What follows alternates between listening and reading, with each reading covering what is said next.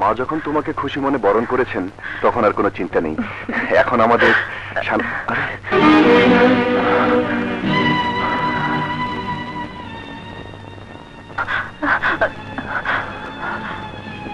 কি হয়েছে?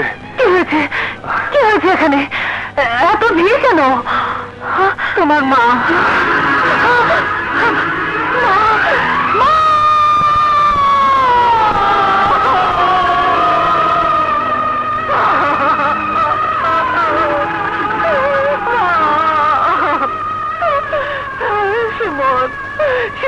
আমার মা দে, আমার মা নেই সুবোধ। শয়তানদের কাজ। কাদের কথা বলছেন বলুন, কাদেরকে সন্দেহ করছেন? সন্দেহ নয় অফিসার, আগে ওরা দুবার এর উপর হামলা করেছে। হ্যাঁ, ওরাই সুমন, ওরাই আমার মাকে খুন করেছে। কারা তারা? তাদের নাম ঠিকানা বলুন। নাম ঠিকানা কিছুই আমাদের জানা নেই। আশ্চর্য, দুবার ওনার উপর হামলা করেছে, আবার এসে ওনার বৃদ্ধা মাকে হত্যা করে ঘর বাড়ি সব জ্বালিয়ে দিয়ে গেছে। এমন শত্রুতা তাদের সঙ্গে, তাদের নাম ঠিকানা পর্যন্ত জানেন না? শত্রুতা আমাদের কারোর সাথে নেই। যেসব গুন্ডা বদমাশরা রাস্তা থেকে মেয়ে মানুষ তুলে নিয়ে যায়, চিন্তায় রাহাজানি করে, তার সাথে কি শত্রুতা থাকতে পারে এই হতভাগ্যদের? কিছু বুঝতে পারছি না বাবা। সারাটা রাত গেল, সকাল 10টা বেজে গেল, এখনো সুমন ফিরছে না কেন? নিশ্চয়ই কিছু একটা ঘটেছে। চুমকিকে পৌঁছে দিতে গিয়ে এত দেরি হওয়ার তো কথা না। আমি একটু যেয়ে দেখি বাবা। দাঁড়ো দাঁড়ো, আমিও তোমার সঙ্গে যাবো বৌমা। বস্তির সবাই আমার চেনা জানা। চলো। কিরে, সারা রাত ফিরলি না যে? কি হয়েছে? অনেক কিছু হয়ে গেছে মা। গুন্ডার আর মাকে খুন করে ঘর জ্বালিয়ে দিয়ে গেছে। বলিস কি? দাদু, এসব কি করে হলো বুবু? সারা রাত থানা আর হাসপাতাল দৌড়াদৌড়ি করেছি। থানায় ডায়েরি করে, হাসপাতাল থেকে লাশ নিয়ে কবর দিয়ে এই ফিরলাম। ওর তো আর কেউ নেই মা, তাই ওকে সাথে করে নিয়ে এলাম। তাই তো করবি, সাথে করে আনবি না তো কি ওকে একা ফেলে আসবি? এখন থেকে মা তুমি এখানেই থাকবে। বৌমা, সত্যি তোমার তুলনা নেই। সব হারিয়ে যেদিন ওই বস্তিতে গিয়ে উঠেছিলাম, সেদিন থেকেই তো চুমকি বাবুকে দেখে আসছি।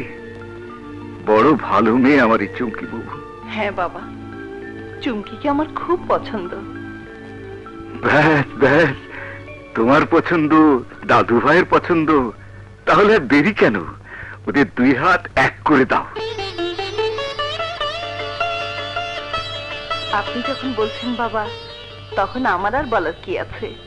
আপনি তো সব। আপনার দোয়া নিয়েই তো ওদের জীবন শুরু হবে। আলহামদুলিল্লাহ। এসো দাদু ভাই, আয় বাবু আয় আয়।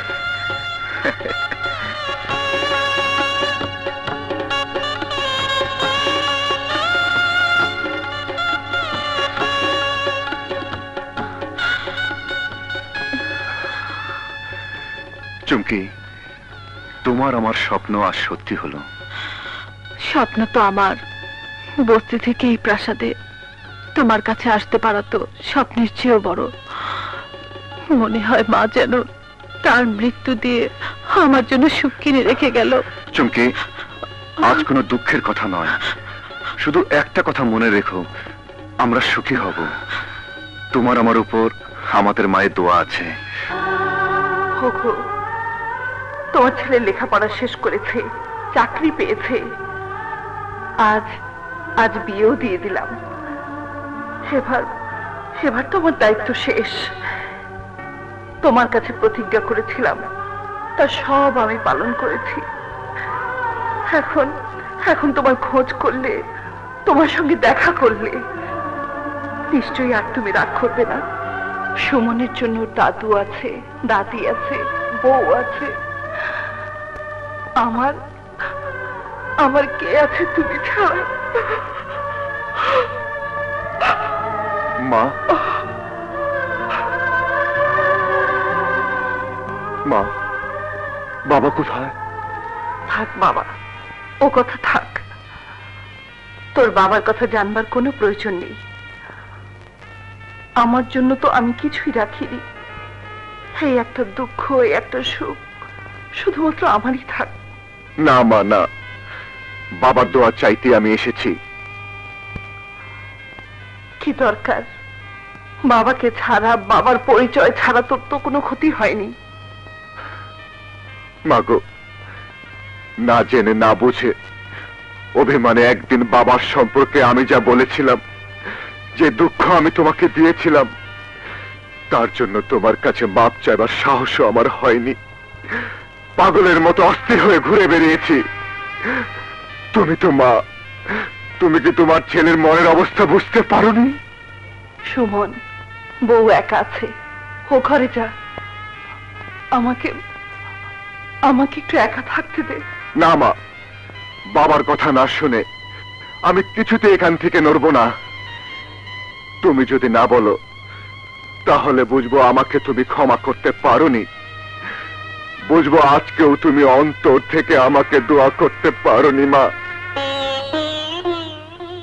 সুমন, মায়ের মনটা এমন যে সন্তানের কাছ থেকে যত দুঃখই পাক না কেন, মা তার সন্তানের জন্য নিঃশ্বাসে নিঃশ্বাসে দোয়া করে। মা, মা, আমি শুধু জানতে চাই আমার বাবা কোথায়। আমি তার কাছে ছুটে যেতে চাই, তাকে দু চোখ ভরে দেখতে চাই। দেখবে দেখবে বৌমা। বাবা, সুমনকে সব খুলে বলাই ভালো। দাদু ভাই, তোমার বাবা আসাদ জেলে আছে। জেলে? হ্যাঁ, জেলে। আমাদের গ্রামের ওই শয়তান মহাজন ষড়যন্ত্র করে মিথ্যে খুনের দায়ে অভিযুক্ত করে তোমার বাবাকে যাবজ্জীবন জেলের আসামি বানিয়ে দিয়েছে। কোথায়, কোন জেলে আছেন আমার বাবা? জানি না, তবে খোঁজ করলে নিশ্চয়ই জানা যাবে। মা, কালকে আমরা জেলখানায় যাব। কাল থেকে বাবাকে খুঁজে বের করে হবে আমাদের প্রথম কাজ। হ্যাঁ বাবা, তাই কর। তোর বাবাকে খুঁজে নিয়ে আয়।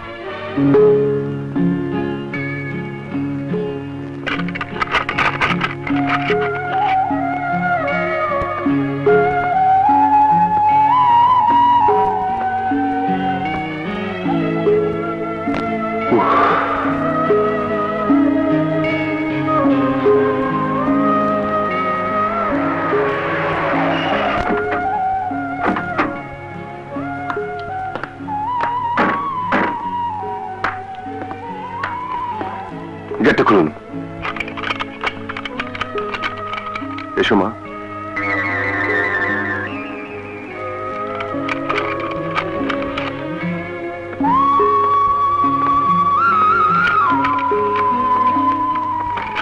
ইস, আর একটু আগে এলেই তো বাবাকে পেয়ে যেত। আচ্ছা মা, বাবা এখন কোথায় যেতে পারে?